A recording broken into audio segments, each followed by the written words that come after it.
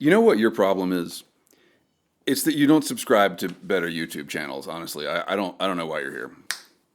Mic check, mic check, check, check, check, check, check, check, check, check, check, check. Everybody's always like, why don't you just relax a little bit, Gribbs? Why don't you just lower your standards, let the videos be imperfect, and then you could put out more videos. But if they're not good, why put them out? And the main thing that takes the time is not shooting the video. It's the prep. It's copying the comments over from YouTube, which is a real pain in the ass. And then it's the editing, right? And so if I never come in like prepared. I never come in prepared. I read all the comments, but I don't have jokes prepared to say. And so I make them up as I go along, which means half the time I'm saying things that are really stupid, and then I have to go back and cut that out. So that means there's like a range of takes. Like I'll be looking at my editing, and there's like, I can see where I'm yakking. And did I sync? I don't know if I sank.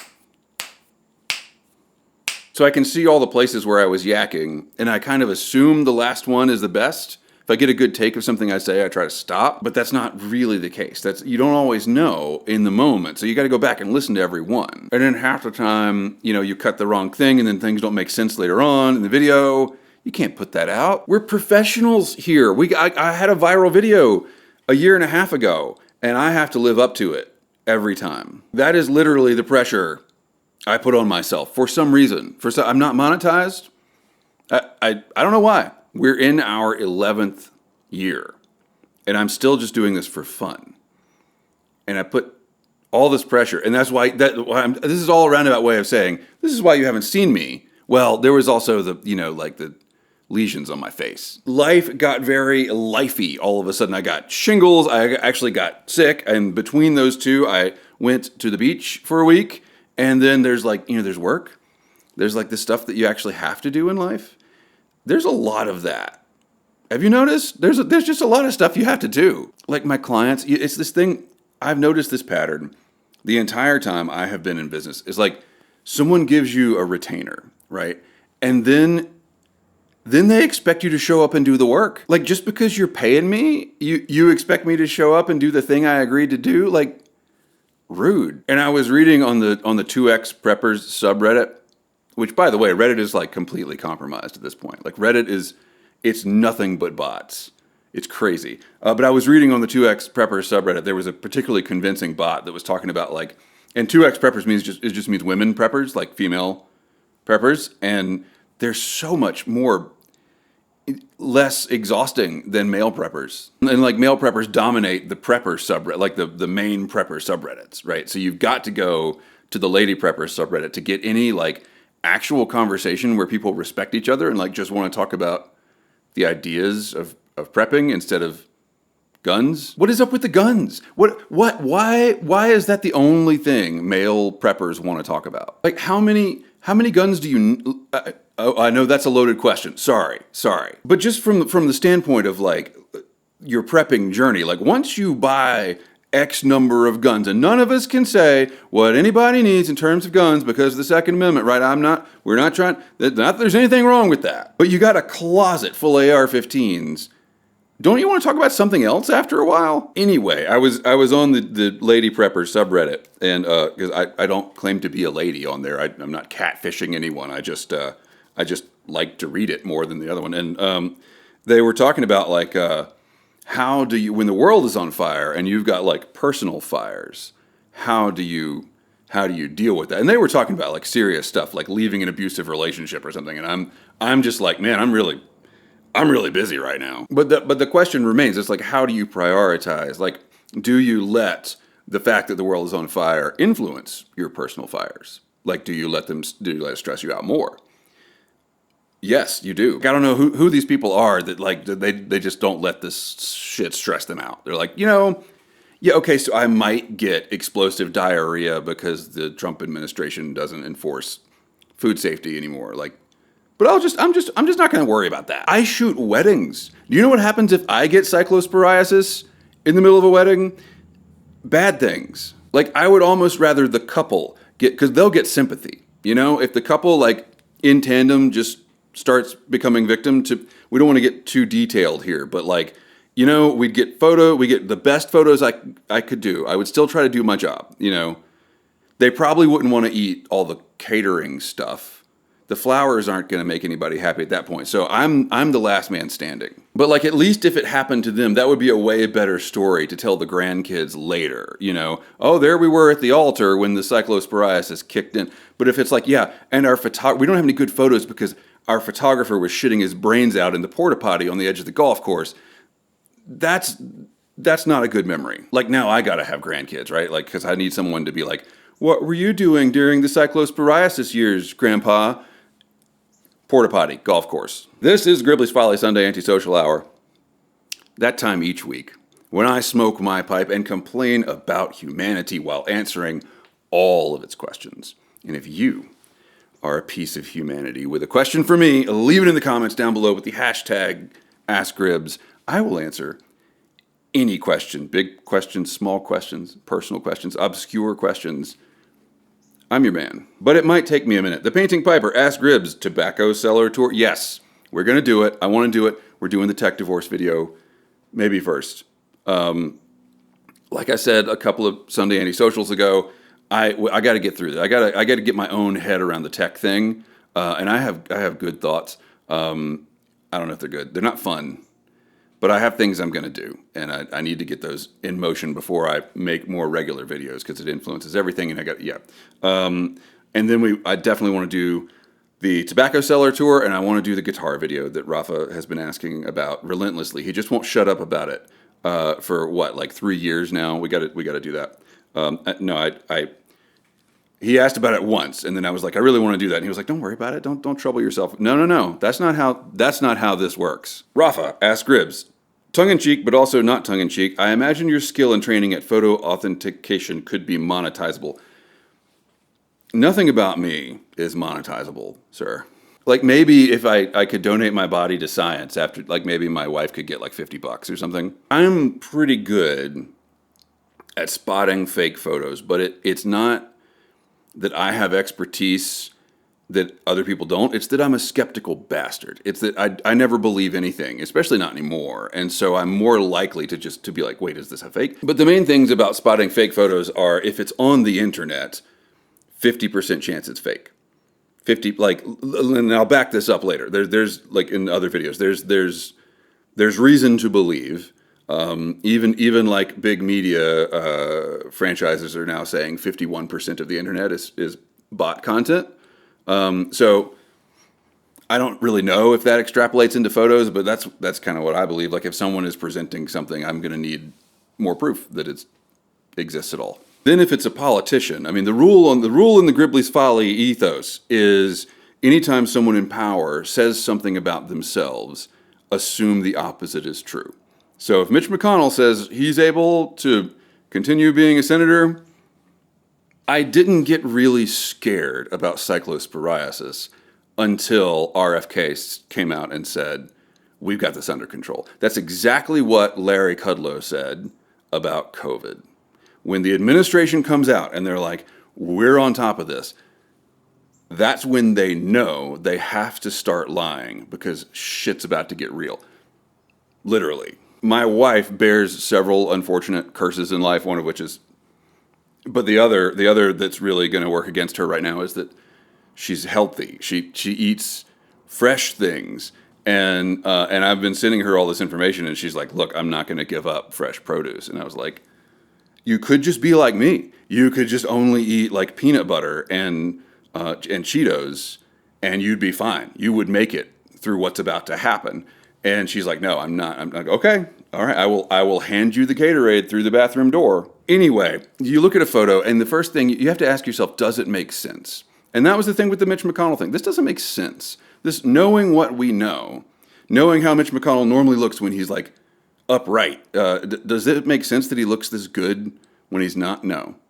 Mm-mm. At PRO says, quite simply, we live in an age where you cannot trust what you hear, you cannot trust what you see. The only thing you can trust is that which you can touch or closely and deeply interact with, and I don't know how long we can count on that. We are in the Orwellian 1984 world already, where even if you know the truth, you can't prove it, and the sheeple masses who aren't paying attention won't care anyway. I don't want this to be a doomy episode. There's no way to make we've been through this. I go through the same things. I take a long break or two because my face is falling off, and then when I come back, it's like I gotta re-up on all the precepts, which is that we're living. I mean, this is the fall of the country. We're living through a huge change in history, and it sucks. And at the same time, I don't want my channel to suck. I don't want everybody. I have this problem when I talk to people in real life, and like, hey, good to see you. Good to see you. How you been? You been shitting buckets lately? See, that's a callback to the Helene video, right, where everybody's arguing about the buckets. We had flooding here last week because nothing has changed. That we didn't learn. See, it's doomy. Kinjiro5775. Trump is strictly following his training from Roy Cohn. 1, never apologize or admit to wrongdoings. 2, always counterattack, always with greater power than received. 3, use the legal system as a weapon. 4, ruthlessly manipulate the media faster than the media can fact check. Does the media fact check anymore? Like, that was what I learned doing the McConnell video. What is the evidence that the man received CPR? There's basically none. But the media just ran with it. 5, use fear as both a shield and a sword. And 6, build a fortress of loyalty around oneself. These 6 lessons are devastatingly effective. Yes, and they are those employed by the Third Reich, by Stalinist Russia, by other. I'm leading up to. Hang on. Barbara Ann 2588. Thank you for your comment. She begins. I'm assuming Barbara Ann is a female. I never wish ill on anyone, including McConnell. Neither do I. I certainly don't wish dementia or brain dead or being artificially kept alive on life support for months. I don't wish that on anyone. That's not good. I won't say that I have a whole lot of sympathy, because that's exactly what Mitch McConnell would want. Like, if Mitch McConnell can go out rat fucking the political system as he has his whole life, yeah, he would be. I don't have a lot of sympathy, but I wouldn't wish that. I agree, because otherwise we face the demise of our democracy. It's too late.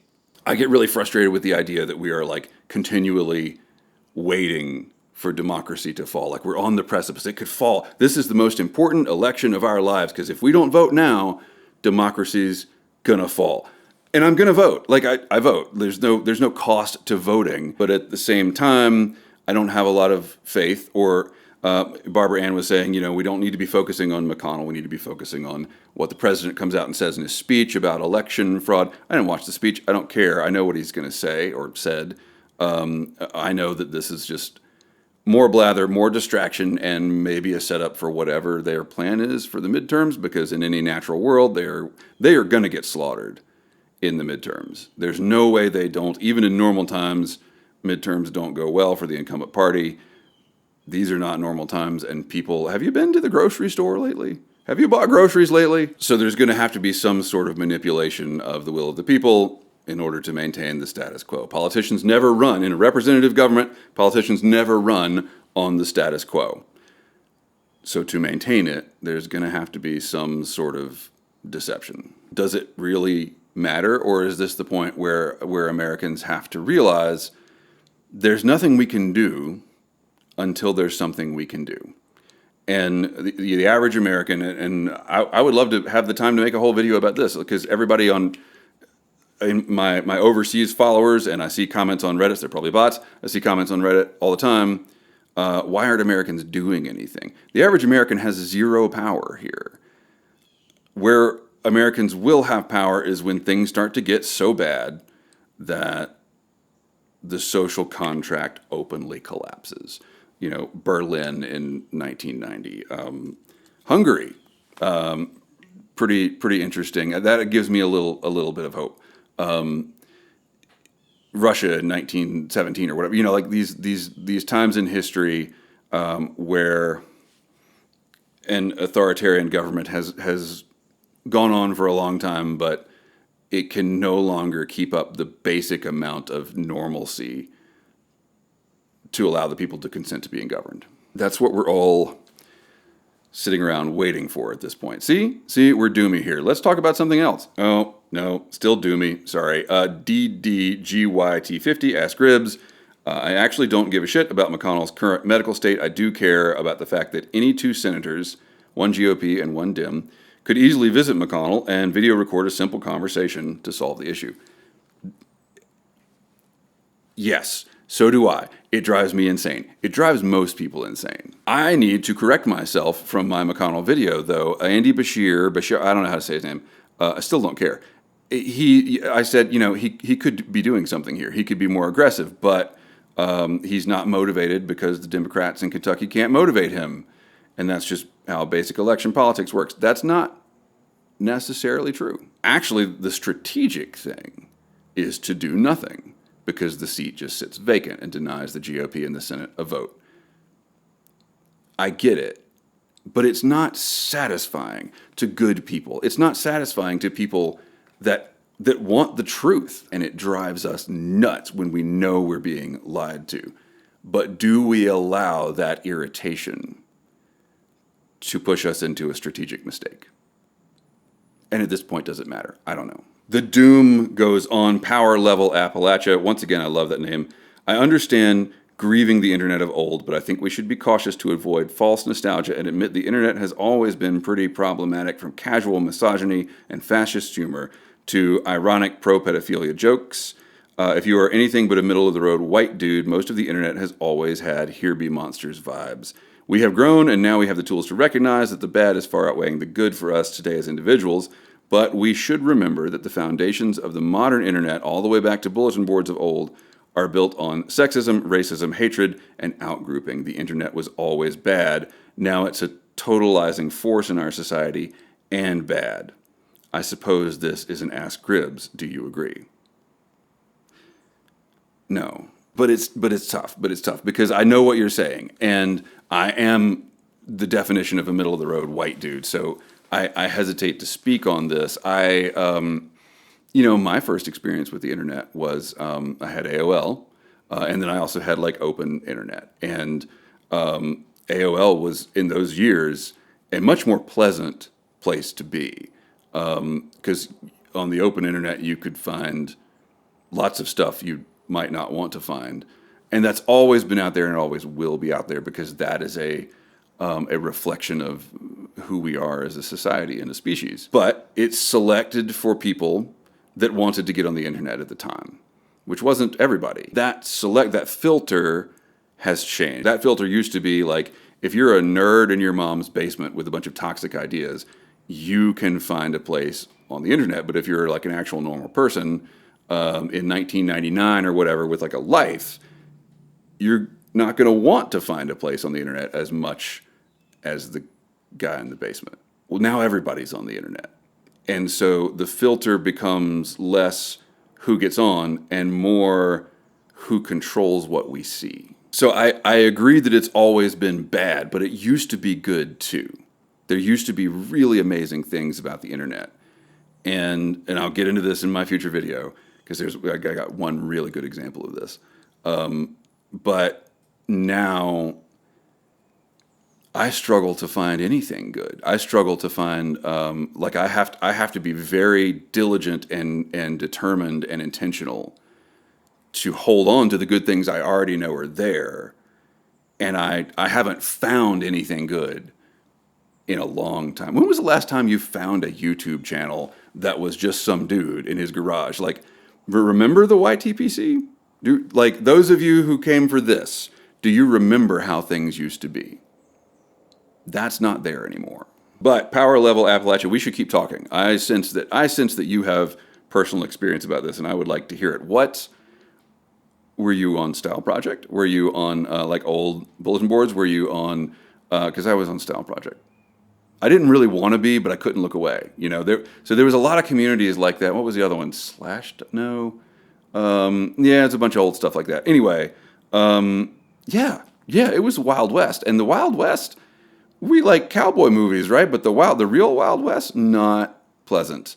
They had Screwworm then too. Rafa says, I don't know that we need to abandon the internet or social media. I think we need to develop societal manners for psychologically safe use, kind of like we did around cars after a while, to avoid running over pedestrians all the time. I saw a colorized video of a trolley in San Francisco the day before the great San Francisco earthquake, which I think was in 1906. And the whole, like, you're supposed to be impressed by the history of it, and like, these people are all walking around not knowing what's going to happen tomorrow, But what I was impressed by was like how much I wanted to scream at people to get out of the way of the trolley. And there's just cars like driving willy-nilly through a square, and people walking around. There's no rules at all. This is a positive worldview, Rafa. Like, what if you are the one here in this conversation that we're having among all these doomers? What if you're the one that's like, we just need a little more time to figure out the rules? Wouldn't that be nice? PRO says, worried of your absence. Happy to see you posting. Oh, a Minecraft video is going to post today. We're going to come back to that. But thank you all for putting up with my Minecraft Sunday Antisocial. Some of you like that. Some of you don't. For those of you that do, go over to the Gribs Grinds channel. I'm posting at least one video from a new world that I'm playing in. The same world, but you get to see where it started. Gribs Grinds, yeah, I'll put a link. For those of you that don't, I understand. I would probably tune out if I weren't a Minecrafter too. But thank you all for your sympathy about my shingles. I'm doing just fine. You can barely see the scars anymore. And I mostly just feel really lucky, as we discussed. PRO says, as Helene showed us, the way to society as it was, and in my opinion should be, is for there to not be accessible tech. So that's opposite of Rafa. You guys need to get together and talk. God, wouldn't it be awesome? I'm going to regret saying this out loud. Wouldn't it be awesome to have, like, if we sat down and had a Zoom meeting and actually talked about this stuff? Wouldn't that be cool? If you're interested in that, I have no way to gatekeep this at all. I'm just blathering this idea out into the world. If you're interested in that, put a comment down below. Rafa, PRO, whoever. Yeah, let's talk about it. No tech at all. I have considered that, and we'll talk about it further. Al Molitar says, perhaps next time, rather than Minecraft, you can feature a selection of your wonderful photos. Thank you, Al. Nobody wants to see my photos. I've learned nobody wants to see me at my best. That's my best. People want to see me at my worst. I should have just done a live shot of me like scratching my shingles and just looped it and made the Sunday Antisocial over the pus running down my face. Al Molitar asks Gribs, have you not had the shingles vaccine? I have not. With my insurance where I live, with my doctor, all those circumstances, you can't get it covered until you're 50. I'm 45. After this, I went to the pharmacy and I was like, if I put cash on the barrel head, how much would it be? $500. $500. So then you start doing the math on this. Okay, I've made it this long. I had chicken pox when I was, 9 years old. I've made it this long and only had one shingles outbreak. What are the odds in the next 5 years I have another? Do I want to spend $500 on that when the vaccine isn't even 100% effective? Do I want to do that? On the other hand, when I look at pictures of like real shingles cases, not the weenie case I got, once you have that going on, you would spend probably any amount of money in your power to get rid of it. So, God, the risk versus reward. Kitkin says, obviously I have not been well. She's quoting me, implying that you have ever been well. Thank you, I guess. Ask Gribs, what is your favorite local superstition? I think of a superstition as like, you need to mount your horseshoes upside down above the door. But you might be asking, what's my favorite local, like, ghost story? In which I would almost certainly say the story of Helen's Bridge, which I don't have time to go into, and is almost certainly fake. If we're talking about Asheville proper, it's got to be Helen's Bridge. I think like the Barley's, mass murder in the turn of the 1900s thing. Really? I don't know. Do I believe that happened? Maybe, I guess it could. We had a mass shooting downtown the other day. Why couldn't it have happened? Because revolvers were slower. Especially if they were like cap and ball. I don't know when that shooting happened, but I imagine it was like Barley's was a saloon, and someone came in through the doors and cap and ball revolvers. Anyway, there's a couple of local things, but the tunnel network under downtown, that's real. I know for a fact that's real, and I would give a shingles vaccine amount of money to be able to explore that and photograph it. I don't think it's going to happen. I've tried for years. Thank you all for watching. Keep the ends out for the ties that bind.